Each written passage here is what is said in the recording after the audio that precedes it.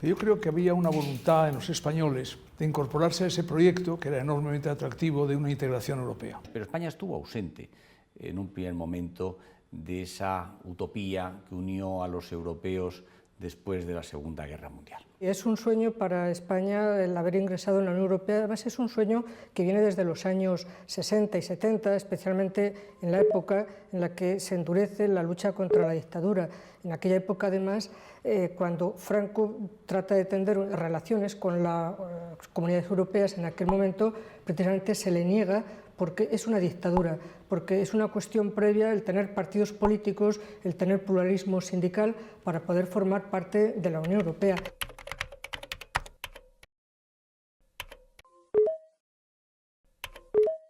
Y algunos de los que estaban convencidos de que era necesario llegar a una unión entre los que estaban en el exterior y los que estaban en el interior y que estaban en desacuerdo con el régimen político del momento. Se intentó un acuerdo comercial preferencial que finalmente se adoptó en el año 1970. La consecuencia de ser un país democrático era estar en el concierto de los países democráticos de la Unión Europea como uno más. Además, para España históricamente significaba acabar con el aislacionismo que teníamos desde la Guerra de la Independencia y volver a estar jugando en la primera división de Europa. El presidente del Gobierno, la mañana de aquel Consejo de Ministros, se reúne con Santiago Carrillo y con el secretario general del Partido Socialista, con Felipe González. Los dos respaldan la adhesión de España a las comunidades y, por consiguiente, es toda España. Son todas las sensibilidades políticas, el Partido Comunista, el Partido Socialista, los partidos regionalistas, Unión del Centro Democrático, Alianza Popular, todos los partidos los que están conformes en que se dé ese paso. Nos habíamos preparado bien los distintos gobiernos porque sabíamos que más tarde, más temprano entraríamos. Y por lo tanto la negociación se hizo muy bien, a mi juicio, y entramos en la Unión Europea con gran energía, con una sociedad totalmente volcada. Hemos sido el único país que ha votado el entrar en la Unión Europea sin un voto en contra en el Parlamento, sin que ni un solo partido se posicionase contra eso. Lo veíamos como algo natural, obligado.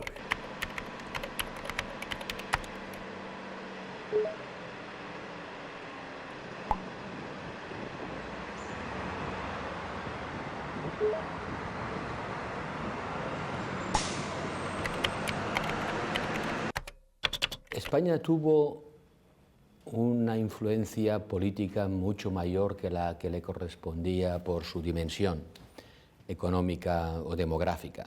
Está claro que los españoles aportamos un entusiasmo europeísta, a veces un poco naif, en el sentido de que para nosotros todo lo que venía de Europa era bueno. No discutimos demasiado el euro ni ninguno de los avances en la integración porque nos parecían buenos per se. Y ciertamente hicimos una contribución importante en la definición de algo más que un mercado. Los grandes procesos en los que España juega un papel protagonista tienen que ver con la creación del Estatuto de Ciudadanía de la Unión, que es el vínculo político más importante que hace que el proyecto de construcción europea vincule a los ciudadanos con esta construcción política. Y añadiría dos cosas más que me parece que tienen un sello muy español, que son, por una parte, el que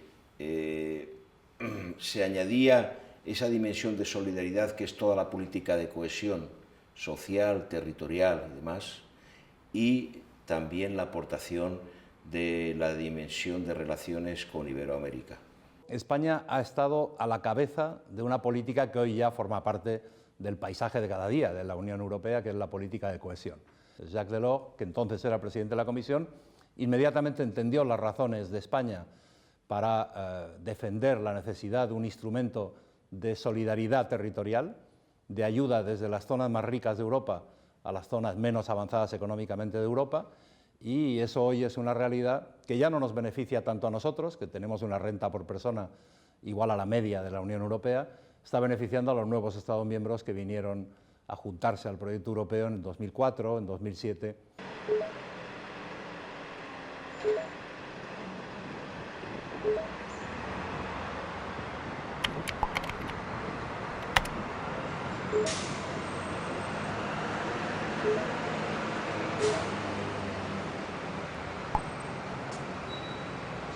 Y aportó una cosa que la Unión Europea no tenía asumido en absoluto, que es la relación con América Latina. España, que es un país, hemos tenido un imperio colonial, es uno de los 4 grandes imperios coloniales de Europa, llevó a la Unión Europea el interés por las relaciones con América, con Iberoamérica. Sin la entrada de España en la Unión Europea, seguramente no habría un nivel de relaciones con América Latina como los hay ahora mismo en Europa. El mercado interior, la libre circulación de personas, servicios, mercancías, capitales, fue algo que necesitaba un impulso, y un país que acababa de incorporarse, España se incorpora, como hemos dicho, en el año 86, y es entonces cuando está en pleno quehacer esa integración al mercado interior, es donde juega España un papel decisivo y se permite que finalmente se llegue a ese mercado común.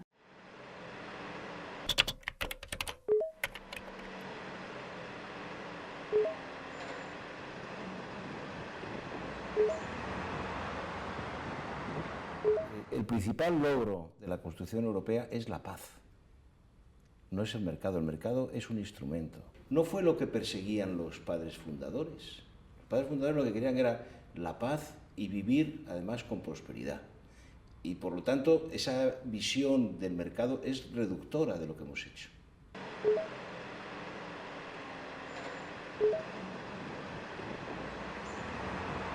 Siendo presidente del gobierno Felipe González, siendo presidente de la comisión Jacques Delors, se hizo algo que parecía extraordinario.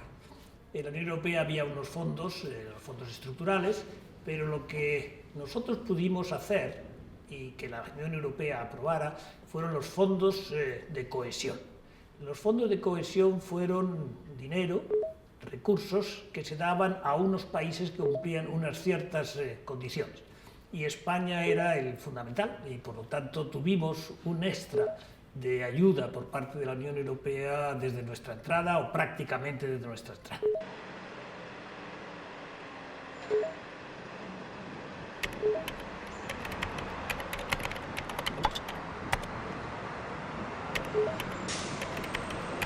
Los españoles siempre hemos tenido tenemos un espíritu de fondo muy pro-europeo, y eso para la Unión Europea ha sido muy bueno, porque en la Unión Europea hay fuerzas centrífugas también, y conviene que haya países que representen las fuerzas centrípetas, y en este caso España lo ha representado muy bien.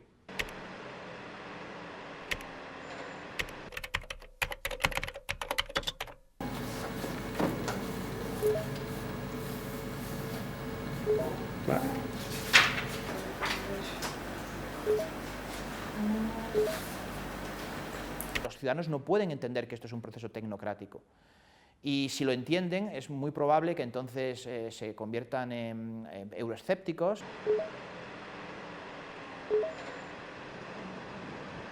La Unión Europea, si es algo, y algo muy importante, es una institución que encarna unos valores de solidaridad, de derechos humanos. Bueno, los valores forman parte de la Unión Europea desde el principio. O sea, los primeros tratados del 51 ya hablaban de dignidad, de democracia, de libertad.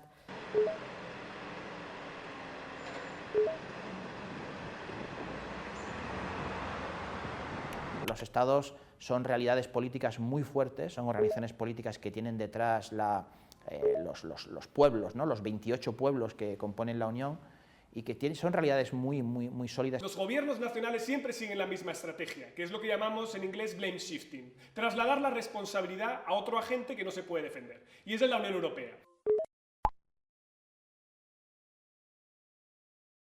Cuando tienes que tomar una decisión impopular nacional o hay un problema que no puedes solucionar, la culpa es de Bruselas, siempre. Sin embargo, todas las cosas buenas que nos trae la Unión Europea, eso se atribuye como méritos propios. Y ciertamente hemos superado los antagonismos.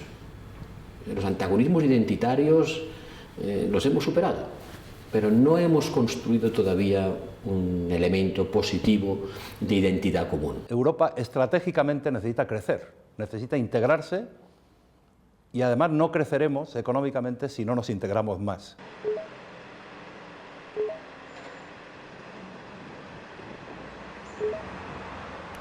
Lo que deberíamos hacer es reflexionar cómo sería nuestra vida sin Europa. Y seguramente la respuesta es que sería muchísimo peor, no tengo ninguna duda. Y por ello tenemos que seguir avanzando, como decía antes, en la integración política europea y hacer de Europa, como decía Stefan Zweig en una bonita frase que me gusta repetir, hacer de Europa la patria de nuestra elección.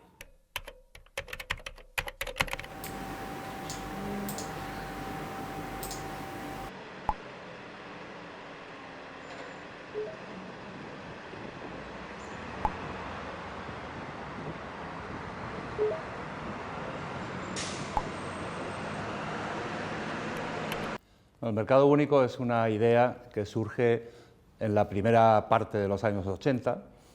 Por un lado, Jacques Delors, que entonces empezó a ser presidente de la Comisión Europea, tenía claro que había que profundizar en lo que hasta entonces se llamaba mercado común y hacer un mercado único en toda la Unión Europea, con libre circulación de trabajadores, de capitales, de bienes, de servicios, libertad de establecimiento, de forma que se eliminasen las barreras económicas entre los países miembros. Y eso era un paso adelante en la integración que, curiosamente, encontró un apoyo muy caluroso por parte de Margaret Thatcher, que era la primera ministra británica entonces, muy euroescéptica, pero que la idea del mercado interior le gustaba. La idea de un mercado único amplio es siempre bueno para el conjunto de los consumidores, de los trabajadores y de los empresarios. Da una enorme garantía y, por tanto, una gran estabilidad en el crecimiento de los países. En la Unión Europea, más o menos, el 60% del comercio lo hacemos entre nosotros. Es decir, eso es una importante garantía. Dentro del presupuesto comunitario, la partida más importante es la política agraria común y se ha convertido en uno de los sectores clave de la exportación española y del crecimiento económico español. Tenemos más de 900.000 agricultores que perciben ayudas de la PAC. Los fondos de cohesión, los fondos territoriales, han jugado un papel y todavía juegan un papel. No hay más que pasearse por España y ver las infraestructuras, ver los equipamientos, ver los aeropuertos, ver las autovías y ver tantas cosas que se han podido financiar gracias a esos recursos. Nos hemos beneficiado, todavía nos seguimos beneficiando, aunque ya en menor cuantía. Recibimos más de lo que aportamos al presupuesto de la Unión Europea.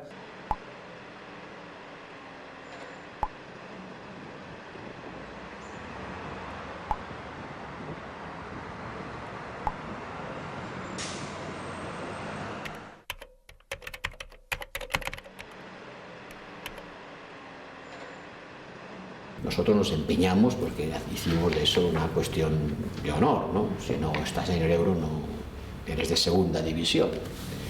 Hicimos bien en querer estar, pero probablemente nos extraímos todas las consecuencias de lo que implicaba formar parte de una unión monetaria incompleta, como es la nuestra, una unión monetaria que solo tiene en común la moneda. El euro es una moneda muy relevante en la economía mundial, como la segunda moneda de la economía mundial después del dólar.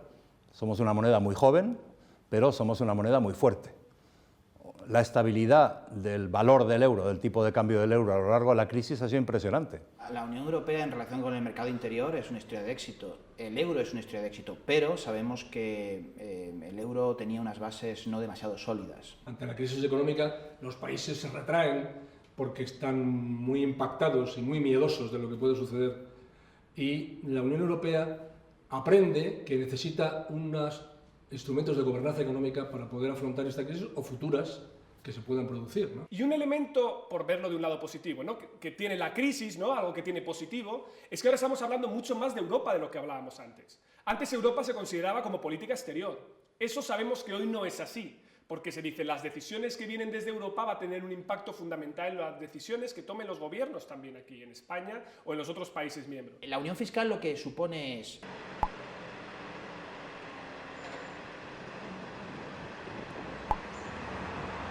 y a través del semestre europeo lo que supone es que vamos a generar una conversación entre la Comisión Europea y las autoridades nacionales fiscales, básicamente los parlamentos y los gobiernos, que tienen la capacidad de aprobar los presupuestos, de establecer qué tipo de impuestos cobran a sus ciudadanos Y eso tiene que ser compatible con una unión monetaria sólida. Sin los impuestos no hay estado de bienestar. Y eso es lo que todavía Europa no tiene. Europa no es capaz de tener una política de armonización fiscal, de armonización tributaria. Dice, bueno, hay que dar un paso que es construir un tesoro europeo, construir un sistema bancario y sobre todo un sistema económico, lo que se llama ahora el mecanismo de estabilidad, que sea federal. Y esta unión seguirá siendo una unión incompleta mientras no tenga algo más que compartir, que no sea la moneda y la disciplina presupuestaria. Convergencia económica exige armonización fiscal, exige transferencias de renta, exige una unión bancaria completa, exige mutualizar riesgos y como en el caso de la unión bancaria o en el caso de la deuda pública con los non natos eurobonos, casi todo queda por hacer.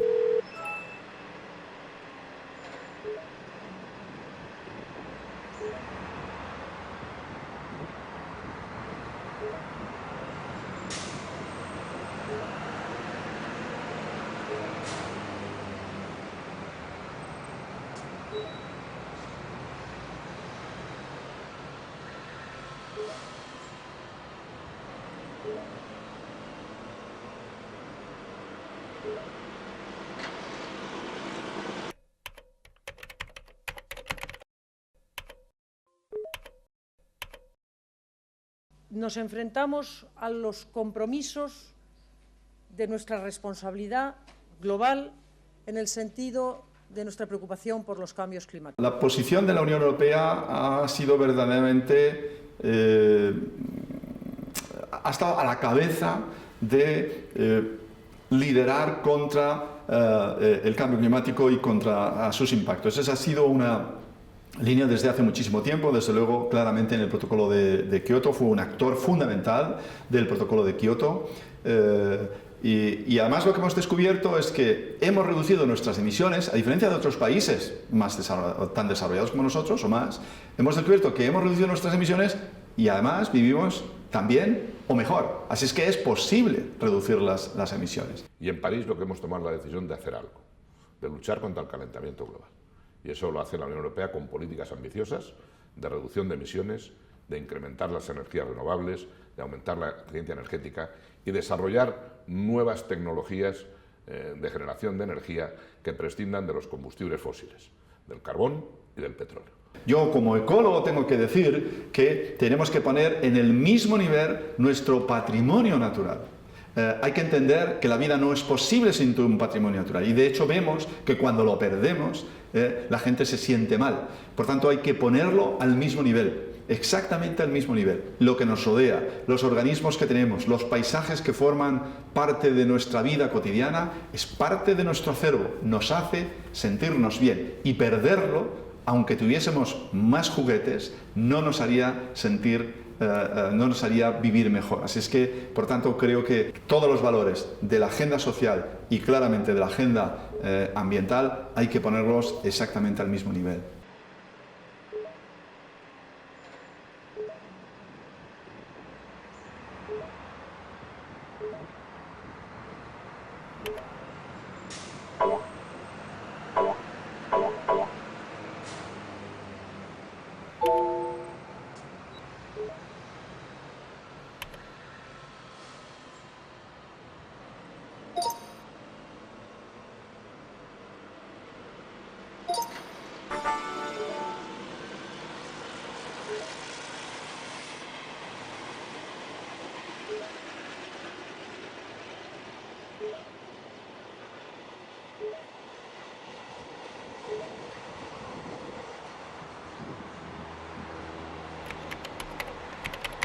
La acción exterior es uno de los elementos nucleares de la soberanía de los Estados y por lo tanto es lógico que la integración vaya mucho más lenta en este campo porque es uno de sus elementos fundamentales, ¿no? Junto, por ejemplo, defensa, que también es otro elemento en el cual no hemos avanzado en exceso. Y lo hemos visto en la Unión Europea cuando Estados Unidos decide invadir Irak, se quiebra por completo. y se pone de manifiesto que la política exterior de la Unión Europea no existe, o existe en tiempos tranquilos, pero no existe cuando un Estado u otro Estado tiene que fijar posición y cuando a veces los aliados no siempre son coincidentes. El problema más inmediato y más grave de la Unión Europea es saber cuál es su situación geopolítica y cómo tiene que actuar. ¿Por qué? Porque estamos continuamente hablando de nuestros problemas, mirándonos el ombligo, y decir, bueno, tenemos problemas tiene todo el mundo, pero cuando miramos estamos rodeados del mayor número de conflictos armados y abiertos en el mundo en este momento, desde Ucrania hasta Afganistán, pasando por Siria, por Irak, bajando hacia el conflicto israelo-árabe y llegando hasta Somalia. El mundo de hoy es muy distinto. En la frontera sur, aquella que queríamos en el año 95, cuando construimos la institución entre la Unión Europea y los países del Mediterráneo, nadie soñaba, nadie pensaba, nadie podía imaginarse el drama que está viviendo hoy el Mediterráneo sur. Las primaveras árabes, todo lo que está pasando en este momento era impensable entonces. Pero todo lo que está pasando en este momento nos debía hacer pensar, de nuevo, que tenemos una responsabilidad frente a la frontera sur de la Unión Europea. La Unión Europea no ha logrado desarrollar todavía una política exterior común y una política de defensa común. Y no es por falta de desafíos, porque nosotros tenemos ahora mismo, por ejemplo, el desafío de Daesh, del terrorismo del Estado Islámico. Es un desafío de proporciones gigantescas, que tampoco hemos conocido con ese nivel de crueldad y de fuerza al mismo tiempo en las generaciones actuales, ¿no? Y lo que hay que hacer es tener un compromiso mucho más activo, que yo creo que el que hemos tenido en estos momentos en que vivimos todavía, después de 5 años con una guerra en Siria de la que no se ve el final. Pero ahí la Unión Europea tiene que jugar un papel junto con Naciones Unidas y con las grandes potencias internacionales, y espero que así sea.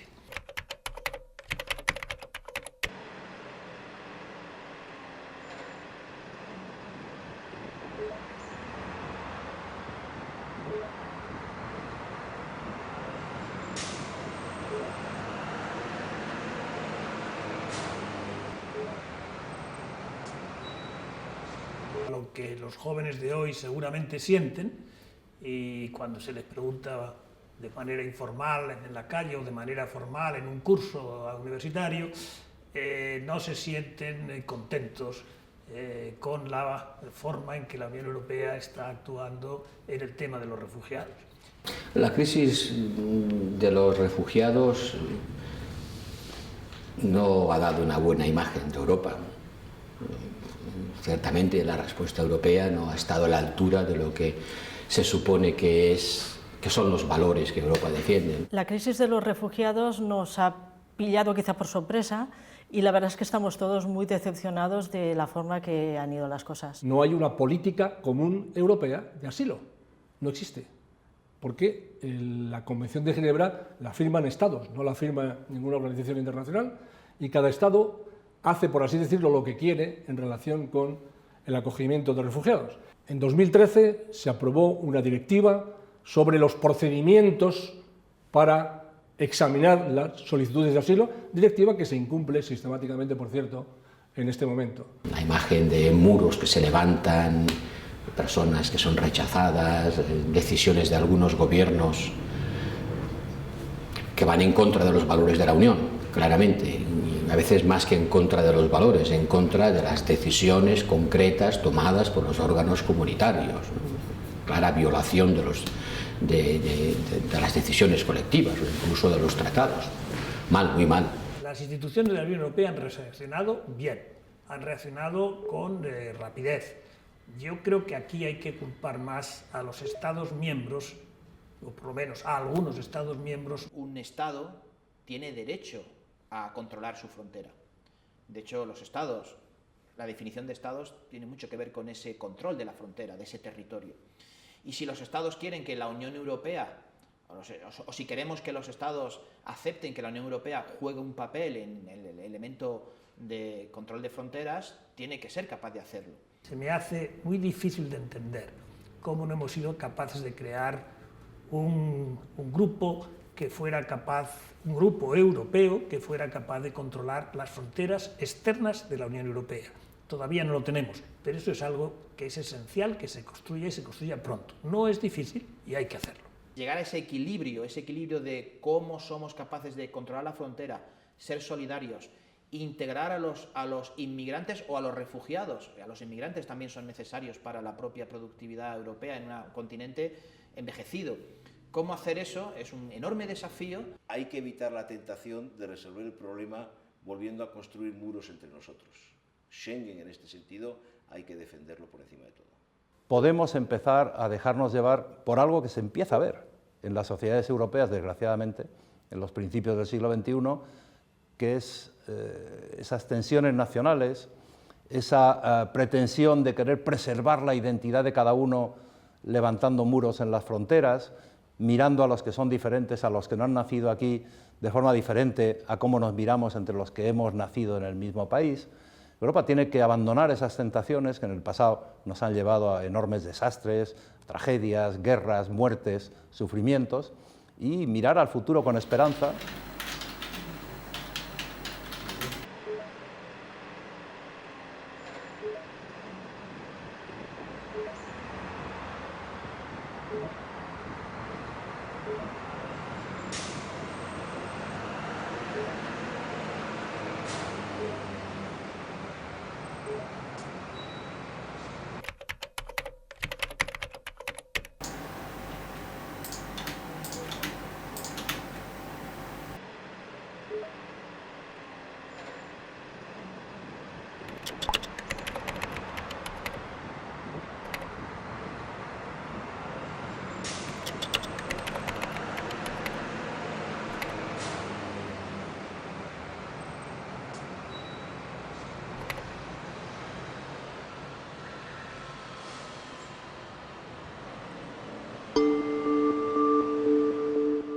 Que si hay algo que hace posible mantener ese sueño de que Europa no tiene vuelta atrás es precisamente la generación de los Erasmus. Desde que estamos en Europa yo creo que las nuevas generaciones han crecido más libres, más seguras y también más cosmopolitas, han podido viajar.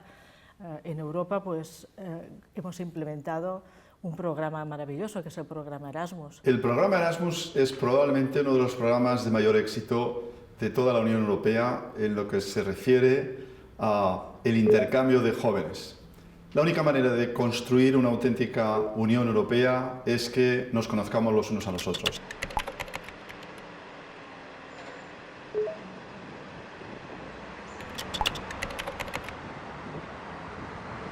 Es el escenario natural de operaciones para el sistema universitario. La Unión Europea hoy es un cúmulo de oportunidades, no solo como un espacio de conocimiento, no solo como un espacio de investigación, no solo como un espacio de docencia. La Unión Europea hoy es el escenario donde existen los fondos para que nuestros investigadores puedan abordar su carrera investigadora. La Unión Europea es el escenario donde se pone a competir a los mejores con otros sistemas de conocimiento, otros sistemas de ciencia mundial. Y yo creo que para las universidades el escenario natural también tiene que ser la Unión Europea. Estos valores europeos se incorporan por defecto en la gente joven que nace, que nadie rechaza el hecho de sentirse europeo, que todos dan, por supuesto, y aceptan el beneficiarse de las instituciones europeas, desde las becas Erasmus hasta asumir que pueden viajar fácilmente en el espacio Schengen a unos u otros países. Yo creo que esto se asume como propio.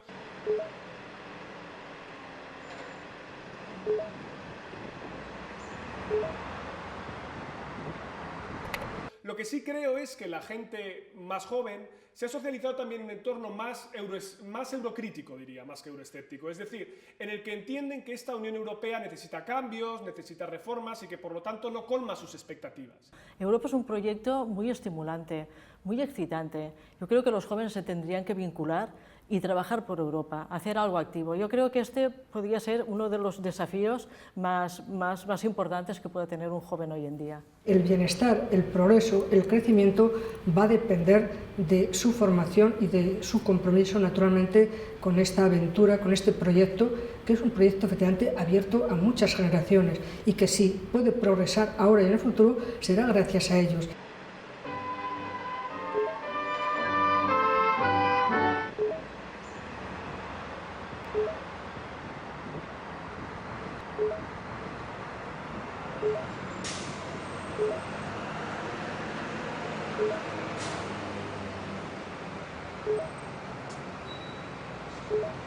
La Europa de los jóvenes no va a ser la Europa de aquellos que la hicieron. La Europa de los jóvenes va a ser la que ellos quieran que sea.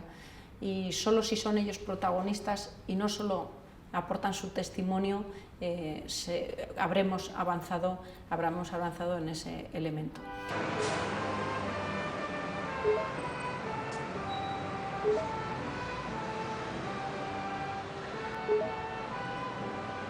El mundo no empieza ahora, sino que precisamente lo que estamos heredando en la construcción europea, que es el esfuerzo de varias generaciones de europeos que hemos cambiado el sentido de la historia, ahí tienen que continuar.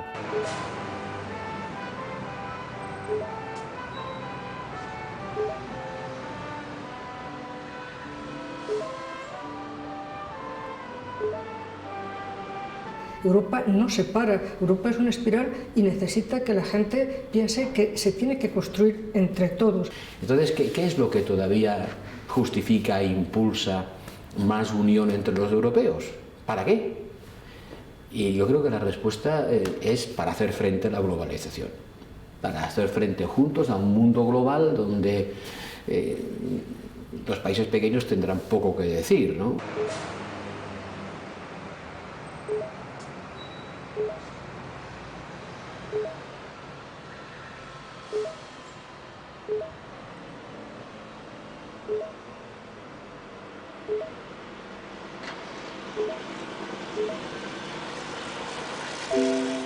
Yo lo que quisiera transmitir a todos los jóvenes españoles y europeos es que lo que tienen que hacer es la Europa del futuro. La empresa de su vida es seguir la construcción de Europa, porque cada uno de sus países, y entre ellos España, está ya hecha. Pero Europa está todavía a medio hacer. Y tener una gran Europa, una Europa justa, democrática y libre, es un reto maravilloso para gastar la vida.